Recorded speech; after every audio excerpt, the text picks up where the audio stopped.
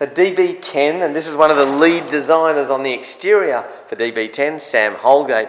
Now, Sam, how you ended up producing and designing this car is an interesting story in itself. Tell us about that. Yeah, it's a bizarre one, really.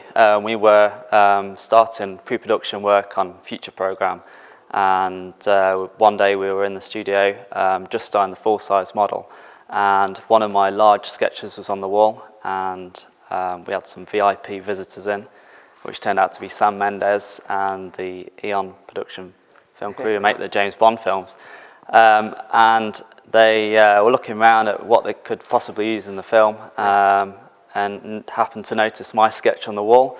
And they all gathered around it, and there was a bit of commotion going on, and obviously we were in the far corner, not really privy to the conversation or what was going on, but it turned out later on that they wanted to use my sketch for the film and build 10 of them, especially for it.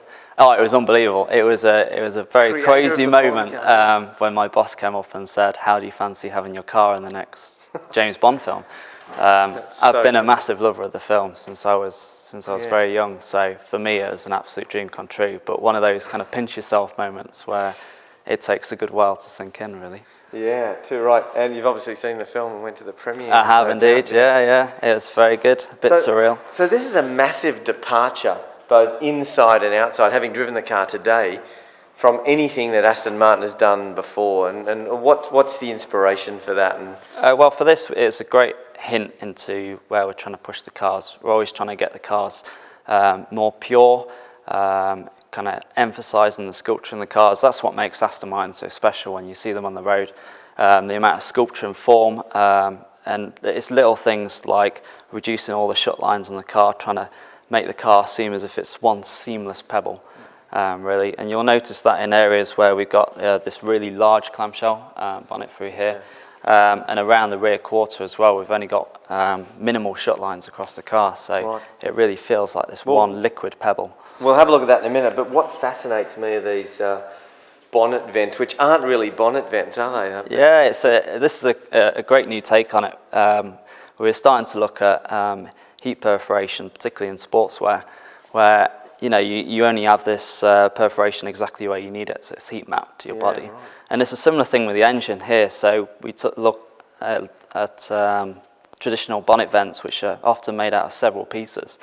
And for us, it's about being minimalist, pure, reducing it to its bare minimum. So here, we're just literally heat mapping where the bonnet is. So you allow my hand there, you can feel the heat coming up through the bonnet. And it's again about being lightweight, and also one of the neat features of it is from a distance you wouldn't really notice they're there. So again, it makes the body seem really seamless, particularly as you look across the car. Yeah. And what about the grille? That's a more aggressive look than car Advantage. This is one of the features that I'm really proud of on the exterior of the car, particularly for this car. The character is all about being the darker side. You'll see from the film there's a dark element to it, and again we wanted that in the car. So whereas previous Aston Martins, the grille has been very high up, we wanted this extremely low nose, and we emphasised that by sitting it below this feature line that runs all the way around the car. Again, really nice and clean. But down here you've got the grille sitting in shadow, so it's this darker side, and then the form of the grille actually runs around the car, so you've got this real shark nose element through here. Again, like a shark, the mouth is on the underside. Is that something we could expect to sort of filter into? Yeah, it's a feature that we'll continue to develop.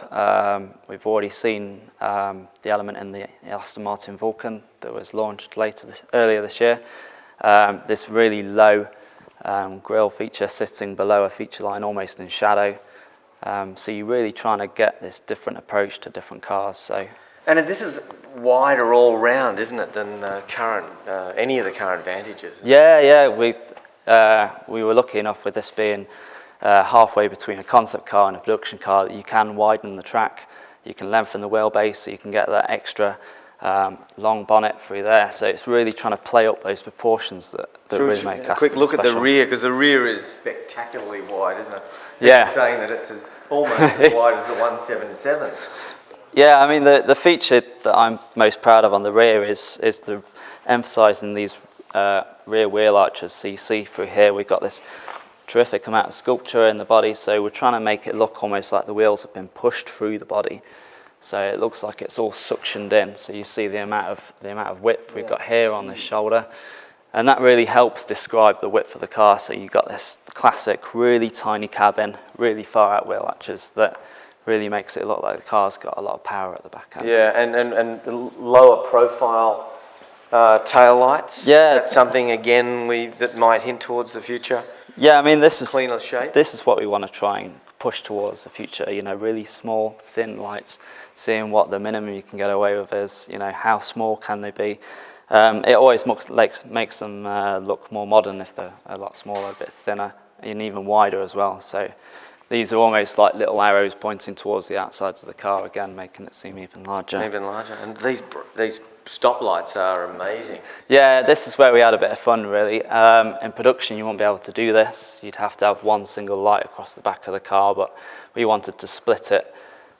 Something not seen many times on concept cars even before. So you have the split chimsel and going into this knackered up graphic on the roof as well. Beautiful. So just a bit of fun on the back there. Exactly. And I see, because you've got a wider track, that you've got probably the widest tyres that have been on the Aston Martin road car, 305. Yeah, I think they are, extremely wide. And what we're lucky enough to do is be able to take all that extra width up in the actual dish of the wheel. So you get these great spidery looking wheels where from 3/4 views it looks like the wheels just dive in to eternity, really. So again, it's that impression that the power of the car has actually twisted the spoke as well. So yeah, awesome. Well, that's been one more thing. Those side strakes, they're completely different to what's come before it. What's the go there? Well, again, this is one of the fun things about working at Aston Martin. You get all these key features that you have to try and reinterpret in a different way. So here, this was just about having the side strake, but not in a traditional vent as you would have an aperture projected onto a surface. This instead is a very three-dimensional vent. So you still got the vent and the side strake combination, but it's just a different way of interpreting it. And it also acts as quite a handy handle for the clamshell when you're lifting it up as well. Yeah, absolutely beautiful, mate. Yeah, thank you. Top job. Yeah. Thank you very much. Awesome. Thank you. Explanation. I just good. can only hope that the next Vantage looks even remotely like that. You know. Well, hopefully we'll keep developing it. We'll keep pushing this, and then getting it into future products. Yeah, excellent. Thank you very Great. much, Sam. Thank you. Appreciate it.